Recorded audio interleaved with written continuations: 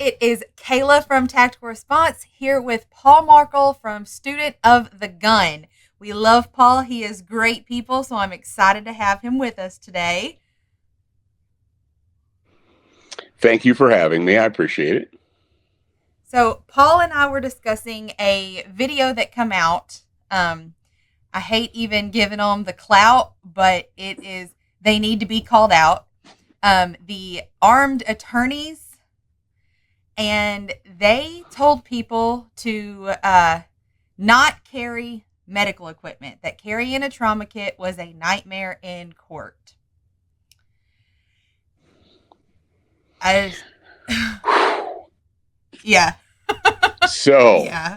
yeah, this is where your father and I were to say we were the front runners in traumatic medicine in the United States of America sounds arrogant, but it's also true. It is So, absolutely the truth. I just did the book. Uh, Beyond the Boo Boo, and the main purpose of that book was to relate my 15-year experience journey to try and get people to just shut the f up and put a tourniquet on and save people's lives. Mm-hmm. And the truth is, if you want to be honest, we're doing these scumbag attorneys who claim to have been prosecutors or whatever. Yeah, what they call a bus full of lawyers at the bottom of the ocean? A good start. A good start. That's right. That's what they call it, a good start. Sorry, Dana. But I love you. yeah, we're doing, he knows, we're doing a tremendous disservice to those who are service members who gave their lives. Thousands of U.S. service members over the last 20 years died in combat, in traumatic injuries, where there was explosions, car crashes, gunshots, whatever. It doesn't matter. Trauma is trauma, bleeding is bleeding. And we took those deaths and we learned from those, and we improved the way we teach medical training. We improved the way we apply it, and we improved the gear that is available. Because in 2002, the idea that there was a ready-made commercial tourniquet was, well, there weren't. Yeah, there The wasn't only any. tourniquets existed in medical facilities, right? Hospitals and so on and so forth. So the average person today would believe, if you're a Gen Z and you're 22 years old or whatever, and you just would assume, well, we've always had tourniquets and trauma gear and stuff. I mean, it's just something we've always had, but we haven't. This is new in American culture and American history, in the world culture and world history. This is new. And it's been a tremendous uphill battle to try and defeat the mythology and just the flat out stupid lies about tourniquet use or traumatic medical training or whatever. And when you spent 15 years doing it, and then you have two imbeciles go make a video to try and convince people not to do the right thing, that offends me to my core. So, like back years and years ago, when I first started doing YouTube videos, people would ask me like why I would not recommend a 380 caliber for women for self-defense, and I was like, because they might listen. Like when you take somebody who is respected in their field, and legal professionals are typically respected, they've got their own YouTube channel, a host of followers, so like overall before this they were respected attorneys, and they're giving legal advice, and people are taking it. And I want you to tell the story about that you told on the snippet of the podcast that you sent me about that guy who was on the fence about training. Okay. Well, this is something that that guy is actually 100 guys or a Right. thousand guys, or you know, we know that out there that there are people that are dabblers. How long does it take for someone to have the interest in firearms training before they actually come to a class? It takes a while. Mhm. We know this because humans, from a marketing standpoint, they used to say the rule of five. You had to have 5 touch points before someone would make a decision to buy. They would have to see, hear, whatever about your product, an average of 5 times before they would make the decision to buy. Because very few people encounter something and are like, that's it. I'm doing that right Mhm. now. Uh, and as far as training goes, it's extremely difficult to get American men to park their egos and their predisposed notions and get into a training class. So by the time you get someone into a training class, they've probably been thinking about it for probably years, Oh yeah. right? Before they finally commit, unless they have a dedicated dad, brother, uncle, grandpa that takes them. The average person, it takes them a while to get there. And the exact same Yes. thing is true with medical training. As a matter of fact, it's even harder. Your dad used to say There's the no cool most guy stuff. valuable class we teach is also the most difficult one to sell.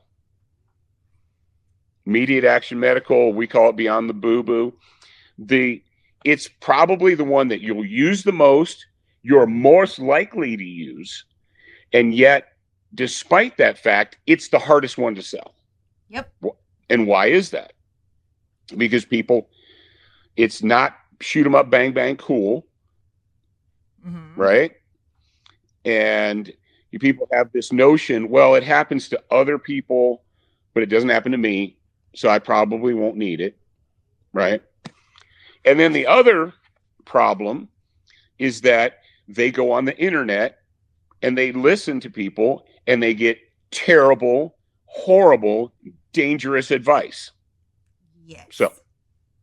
you want to interject? So, like, one of the things that me and my dad had discussed a bunch, because I was just like, I'm a total, like, medical nerd. When most people, like, nerd out over gear stuff, it's like the newest gun or this thing or that thing.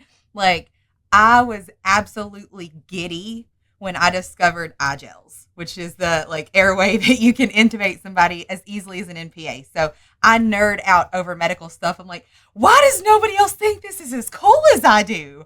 And he was just like, well, in our like fighting pistol and classes like that, they picture themselves as the winner every single time. And in the medical classes, they have to consider other options.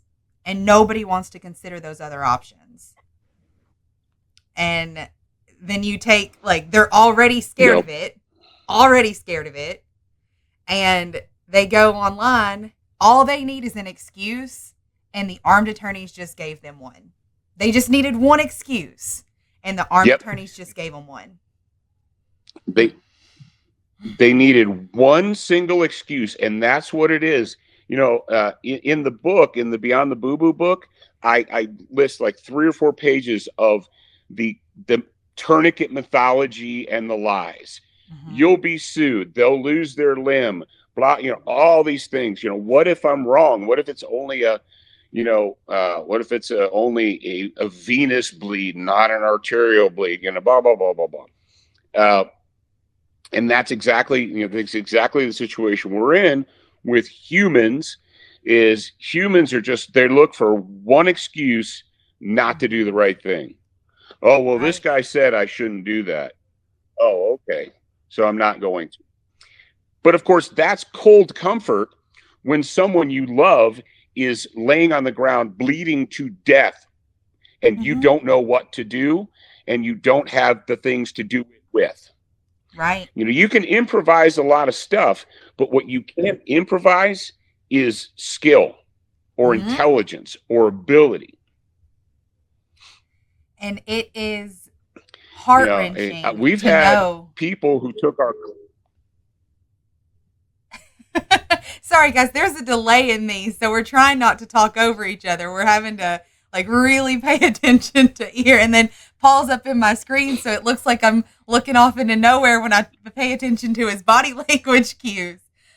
No, we've had like 80% of our students are fighting pistol alumni. Less than 5% of our alumni are immediate action medical alum.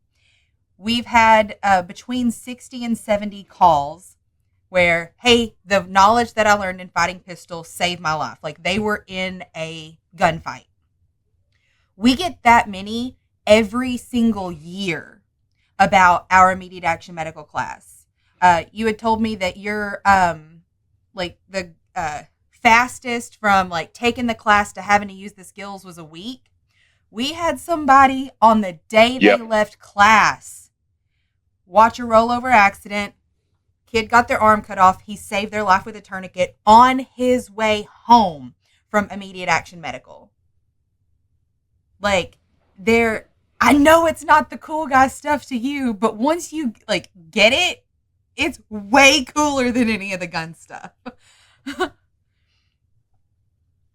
Well, and the idea that you just shot someone, and if you had a kid on yourself, you're morally obligated or legally obligated to run over to that bleeding crackhead. And you're not. First of all, you're not. There is no legal precedent that says you have to do that. Mm-mm. And the idea, and I get that all the time. Well, not so much anymore, but I used to get it. Oh, I just shot the son of a bitch. I'm not going to go over there and do medical on him. Like, good people bleed too, right? Right. And one of the things that we do, and I've been doing it for 10 years, is when the very beginning of class, I tell people, close your eyes, and I make them do it. And I imagine the face of the people you see when you wake up in the morning. Imagine the faces of the people you see as you're in the car with you, and as you go about your day. And I have them open their eyes. I said, all right, you have those images in your mind. And of course, they all nod their head. I'm like, that's why you're here. Mm-hmm. Those are the people you're going to do immediate action, the traumatic medical training to. You're not doing this so that you can run around with a red cape and be medical man in the freaking mall parking lot. You're doing this because the people who are going to bleed to death are going to be the ones who live in your house, who ride in the car with you, that you see every day. Those are the people whose lives you're going to save. You might be a super nice guy and save the life of a stranger. That's great. I'm not telling you not to. But the chances are the people you're going to have to save, it's the same people you're going to be saving with your gun. And that kind of brings me to the next point. Like, these armed attorneys that supposedly carry a gun every day. A gun, the thing intended to poke holes in the bad guy, are telling you that carrying the stuff to save a life, because it's all life-saving equipment, but that is only designed to save a life. That's it. There's no other purpose for this equipment. That is too much of a liability. You carry a gun and you're worried about medical?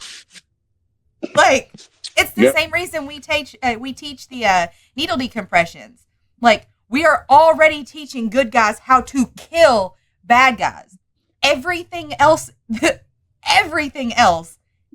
brings less liability than that. Yeah. Your father and I, we had this conversation literally years ago, like in the beginning, back in the aughts, like the 06s, 07s, when we started telling people, get the training, carry tourniquets, and they're like, they recoiled in horror. You can't do that. You can't tell people to do that. There's so much liability. And he said, I teach mother effers to kill mother effers. There is no greater liability on planet Earth than deliberately killing a human. That's it. Right. Everything else falls far behind. Mm-hmm. And the idea that people would say, I carry a gun because it's my right, and blah, blah, blah, blah, but I don't do that because there's too much liability. You're a fool. You're intellectually dishonest, and you're basing your choices on lies. Yes. And I have no room for that. Absolutely. Yeah. It is insane to me, like, as a parent, because I've faced medical emergencies with my children. Like, as a parent, the helplessness that would come along with not knowing how to fix them if something, like any kind of big bleed, airway, something like that was going on. Like, and it's, people are choosing that. They are choosing to remain helpless, choosing to remain incompetent. And they are, not only are they doing themselves a disservice, they're doing their families a disservice. You know, I can't remember who it was I was talking to, but it was during my last class. It was a medical doctor. Yeah, Mm-hmm. and I do a truncated one that's basically a 4 hour, and it's just tourniquets and pressure dressings. That's it, right? Mm-hmm. And he said, rather than spend a whole day doing CPR in our high schools, and CPR is fine. He said every high school senior should have this material and this education before they graduate. Yes. And why wouldn't they? Mm-hmm. You're teaching them to save people's lives.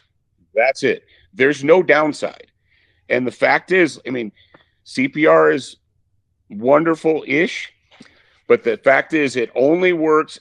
People who need CPR only survive 5 to 10% of the time. Yep. Right? If you're bleeding to death and I put a tourniquet on you correctly, you'll survive 99% of the time. If I could, and the idea that we're just disregarding that is, right. It's ridiculous.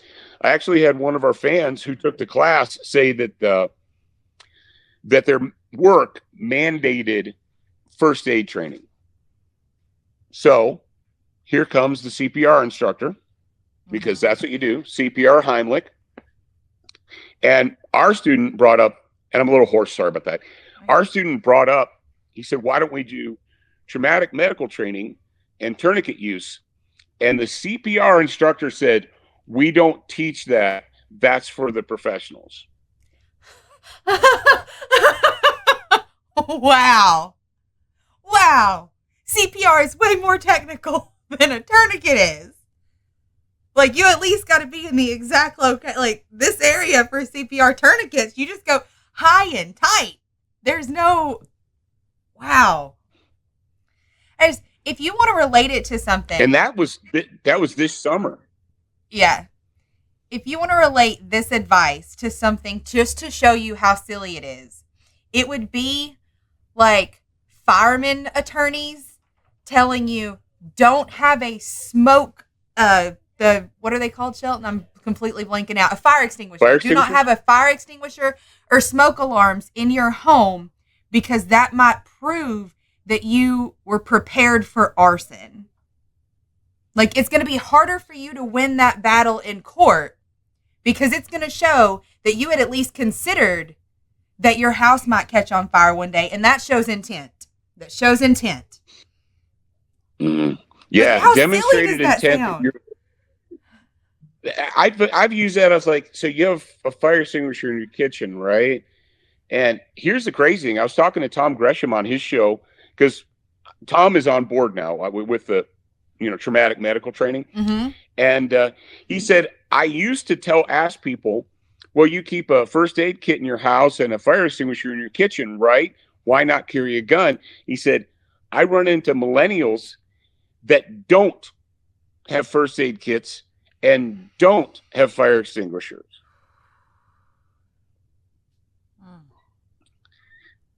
Like, I put where do you extra fire extinguishers on my housewarming party list. Like, we already had one for each end of the house, upstairs and downstairs, so we already had 4 of them. And I'm like, why not have more? Why not have one in this room? And like, I want all of the things that are going to help me to make sure my family stays safe. Like, How many of you have a fire extinguisher in your car? Mm-hmm. Yep. Like I Yep. You need a fire extinguisher in your truck. I was very, very much reverse sheltered growing up. Like my dad, he told us about like the ways of the world, all that stuff. But I was reverse sheltered in the fact that like he didn't let things happen that would have left us unprepared. Like we had a fire extinguisher in our vehicles from the time we were 16 on because your car might catch on fire. You might come up on something that needs it. So it was, the only phrase I know how to use is reverse sheltered because most people want to protect, like, oh, I don't want them to know about all the big bad things that could happen in this world.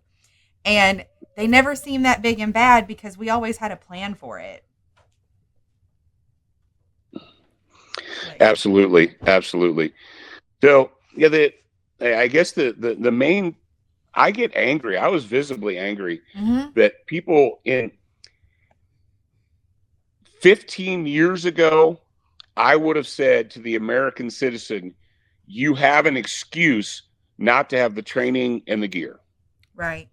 Today, there's None. the only reason you don't have the training and the gear is because you made a conscious, purposeful, deliberate decision to not do it. Yes. Like, I know that Tactical Response does a layaway program, so you cannot blame finances. And I feel like there are plenty of affordable classes out there, even if it's just like just the Stop the Bleed class, even if you don't get anything else besides tourniquet use. Like, just that, you're going to find that for under $100. There are places that teach that for under $100. Yeah, there's the only reason, and I tell people, I'm like, look, the only reason you don't have the training and the gear is because you made the purposeful, deliberate decision to not do it. It's not because it wasn't there, not because it isn't available. It's because you decided it wasn't important for you. And it's not important until that day that you need it. Mm-hmm. Then it will be. And all of these YouTube attorneys that have completely forgotten what they were taught in law school and are just focused on subscriber counts and making sure that they're getting videos out and controversy, you are going to cost somebody their life. You probably already have. Stop that shit. Stop it. Quit giving self-defense advice you are not prepared or even like capable of giving because people might listen and you're going to get someone killed. You probably already have. Yeah. What we do is I'm not giving out ballroom dancing lessons or tennis lessons or, cooking recipes. What we do is deadly serious. It's deadly serious. If we give bad advice, people die. If I give you a bad cooking recipe, you don't like it, you move on with your life, right? But if I give bad advice, people could potentially die. Innocent people could potentially die from my bad advice. And these scumbag, these moronic fools with their YouTube channel are giving deadly advice that can get people killed. And that offends me. That makes me angry. That is going to get people killed. It's going to. Well, I really appreciate you coming on today and talking about this with me. I love having discussions with like-minded individuals. Guys, if you are out west or you just want somebody awesome to train with, Paul runs Student of the Gun. So you can go check out their website. You should go follow and subscribe to his YouTube channel as well. We'll post his details below. You also have a podcast. Go ahead, self-promote for a second. We talked about the Beyond the Boo Boo book that I'm starting to read today. I'm going to give a review on that. What else y'all got? Well, I've written many books. A little comment with Sard there. Go to studentofthegun.com. We've got a web store. All the books are there. All the books are on Amazon as Kindle versions if you have to have it immediately. And we do training. We've got 2 long-range precision classes, long-range rifle classes in Wyoming, and we will be scheduling additional things such as our instructor development and so on and so forth. So just give us your email address, listen to the podcast every week, and you'll be made aware of when the training is coming up. Paul also has medical classes. So if you guys, like, if you're trying to figure out somewhere to go, like, we are in the Southeast. He is in kind of the middle Northwest area. So you've got somewhere on both sides of the country that's going to provide some badass medical training. So, alrighty, guys. Paul, do you have anything Thank else you to for add? having me. I appreciate it. Yeah, absolutely. Anything else you want to say before we hop off?